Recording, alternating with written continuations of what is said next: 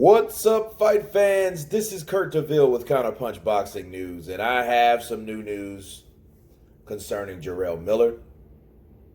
It's not really broken news because it's already happened, but I'm just really getting around to it. So, should I say broken news concerning Jarrell Miller? You know, Jarrell Miller was he was being interviewed, and he was in the lobby before going into a fight. And they asked him his thoughts on Chisora and Parker. You know, he thought that Parker's going to park him. You know, and Chisora's career has been up and down, and Chisora's just looking for that that popularity boost.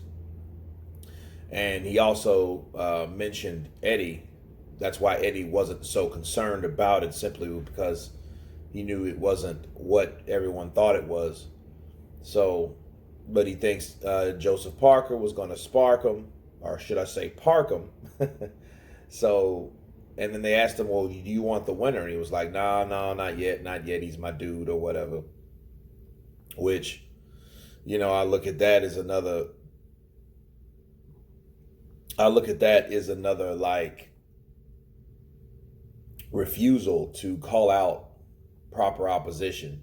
But anyway, that's whole nother video.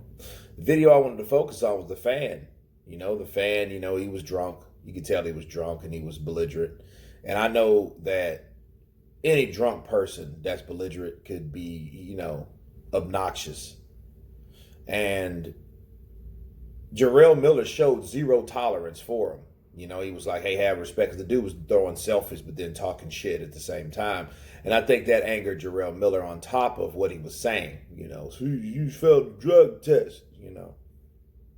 And Jarrell Miller was like, hey, don't get knocked out. Don't get knocked the fuck out. You know, like for real, I'm not these other boxers. And one thing that sold the Joshua fight was the temperament of Jarrell Miller. You could already tell, yeah, he talks a lot of shit, but he naturally does have a temper, especially with a tender subject like a drug test that he knew that he failed, you know. But of course, he addressed that in this video, and he was like, well, a lot of things happen behind closed doors, and I just took the bullet for it. You know, so that lets us know that he will never, ever just come out and say, yeah, dude, you know what I mean? I took this, you know. He blamed it on the elbow thing. If it was the elbow thing, that's what it should have been. It shouldn't have been a lot of things happen between closed doors, and you know what I'm saying? A lot of people don't know and don't speak on things they don't know about, but then I took the bullet. No, you didn't take the bullet. You said that it was in a drug that you took because of your elbow. If that's what it is, that's all it was, right? You know, and I have to counterpunch that. But as far as someone coming up to Jarrell Miller and saying, hey, man, you're a drug cheat. Okay, that's disrespectful because that same guy could break your face. You know what I mean? It's like, I hate to compare him to Mike Tyson, but Mike Tyson was fucked with a lot. You know, it was a time where people came up to Mike and just like said a bunch of foul shit and thought Mike wasn't going to do anything. You see what I'm saying? Because he was Mike. Oh, you can't hit me, I'll sue you. Man, this is Mike Tyson. You think Mike Tyson cares about what he won't do to you? You know? Now, talking about Jarrell Miller, you know, you're lucky that wasn't Tyson, because Tyson would have already punched the dude. You know what I mean? Jarrell Miller just smashed the dude's phone. You know? But you could tell he was upset, right? You could tell he was pissed off about that situation and about what that dude said. You know, again, I can understand how a drunk person can get in your face and stuff because it's obnoxious, because he's, you know, he barely has control if he's drunk, right? He has partial control, if any, and he's talking a bunch of bullshit.